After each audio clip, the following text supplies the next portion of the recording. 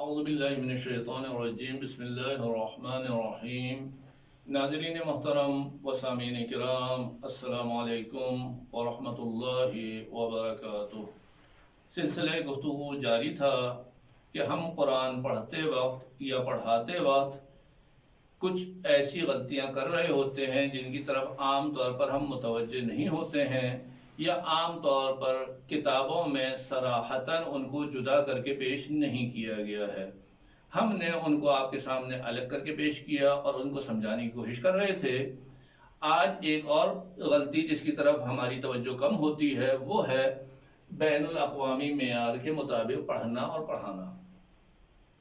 دیکھیے، ہر چیز کے پڑھانے کے اصول ہیں، اگر ہم ان کے مطابق چلیں گے تو ہماری چیز جو ہے معیاری ہو جائے گی۔ اگر ہم نے ایسا نہیں کیا تو ہماری چیز ایک جگہ شاید کامیاب ہو جائے، دوسری جگہ جا کر وہ ناکام اور فیل ہو جائے گی۔ مثال کے طور پر ایک شخص آتا ہے اپنے دیہات کے اندر، گاؤں کے اندر قرآن پڑھانا شروع کرتا ہے۔ وہ بچہ جب شہر میں آتا ہے تو وہاں کامیاب نہیں ہو پاتا ہے۔ شہر میں ایک چیز پڑھائی جاتی ہے، وہ ملک کی سطح پر آتی ہے اور وہاں پر کامیاب نہیں ہو پاتی۔ ایک ملک میں تعلیم ہوتی ہے، لیکن جب وہ بین الاقوامی مقابلوں میں وہ چیز جاتی ہے تو وہاں پر اس کا نتیجہ اچھا نہیں آتا ہے۔ اس کی وجہ دیہات، شہر، گاؤں، گھر، شہر اور ملک نہیں ہے۔ اس کی وجہ یہ ہے کہ ہر چیز کا ایک بین الاقوامی معیار موجود ہے۔ اگر ہم اپنی تعلیم کو اس معیار کے مطابق لے کر آئیں گے، چاہے وہ گھر میں بیٹھ کے کر رہے ہوں، چاہے دیہات میں کر رہے ہوں، چاہے شہر میں کر رہے ہوں، تو ہم پوری دنیا میں کامیاب ہو جائیں گے۔ لیکن اگر ہم نے اس بین الاقوامی معیار کا خیال نہیں رکھا تو ہم ایک جگہ شاید کامیاب ہو جائیں، لیکن دوسری جگہ ہم عام طور پر ناکام رہتے ہیں اور کامیاب نہیں ہو پاتے۔ مثال کے طور پر آپ ایک زبان سکھانا چاہ رہے ہیں اپنے گھر میں بیٹھ کے بچے کو، آپ نے اس کو جو زبان، فرض کیجئے کہ زبان انگلش زبان سکھا رہے ہیں، آپ نے سکھا دی۔ جو آپ کا انداز تھا وہی بچہ سیکھے گا، جو استاد کے پاس لہجہ تھا بچہ اسی کو قبول کرے گا۔ اب اگر آپ کا لہجہ جو ہے خود مناسب نہ ہو تو بچہ بھی وہی چیز سیکھ جائے گا۔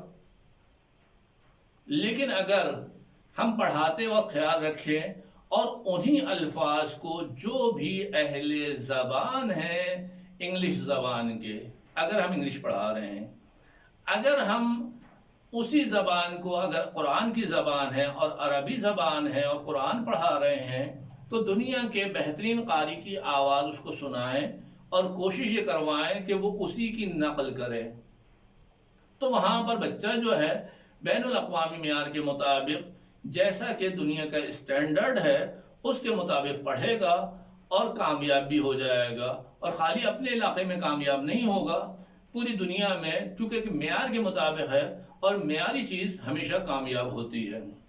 عام طور پر بچے یہ کہہ رہے ہوتے ہیں کہ دنیا میں پارٹی بازی ہے، دنیا میں رشوت ہے، دنیا میں نقلی چیزیں ہیں، جعلی چیزیں ہیں۔ لیکن ایک بات جس کی طرف ہمارے ایک برادر نے اشارہ کیا کہ نقلی مال کی اپنی قیمت ہوتی ہے، لیکن نقلی مال بھی اصلی مال کا محتاج ہوتا ہے تاکہ ملاوٹ ہو سکے۔ 100% نقلی کوئی چیز نہیں ہوتی ہے، کچھ نہ کچھ اس کو لینا ہوتا ہے۔ تو ہم اپنے آپ کو نقلی کیوں بنا رہے ہیں؟ ہم اپنے آپ کو اصلی بنائیں۔ جب ہم اپنے آپ کو اصلی بنائیں گے تو ہماری قیمت ہمیشہ برقرار رہے گی۔ تو جس کی طرف ہمارا اشارہ یہ تھا کہ استاد دیہاتی نہیں ہوتا ہے، استاد شہری نہیں ہوتا ہے، استاد بین الاقوامی وہ ہوتا ہے جو بین الاقوامی معیار کو جانتا ہے اور اس کے مطابق بچوں کی تربیت شروع کرتا ہے۔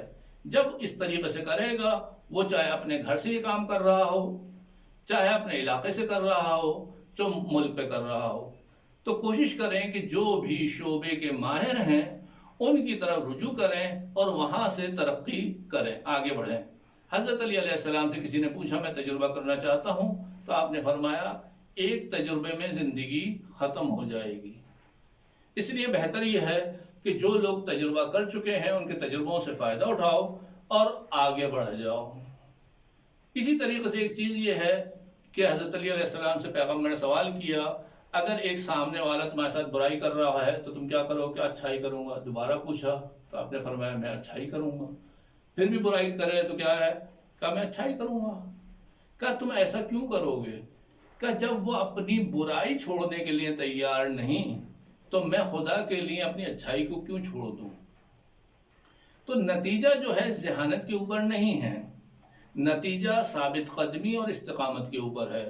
ان الذین قالوا ربنا اللہ، خالی یہ کہہ دینا کہ اللہ ہمارا رب ہے نتیجہ نہیں آئے گا، ثم استقاموا، اس پر ثابت قدم رہیں تو اس کے اندر نتیجہ ہے۔ تو تمام چیزوں کا خلاصہ یہ ہے، یہ تمام غلطی ہم نے بیان کر دی ہیں، لیکن شاید ان غلطیوں کو ہم ایک دن میں صحیح نہ کر پائیں، اس پر ہمیں ثابت قدم رہنا ہوگا اور مقاومت کرنا ہوگی۔ جب ہم مسلسل کوشش کرتے رہیں گے تو یقیناً ایک دن نتیجہ آئے گا۔ قطرہ بھی پتھر پہ گرتا رہے مسلسل تو اس کے اندر بھی جگہ بنا لیتا ہے۔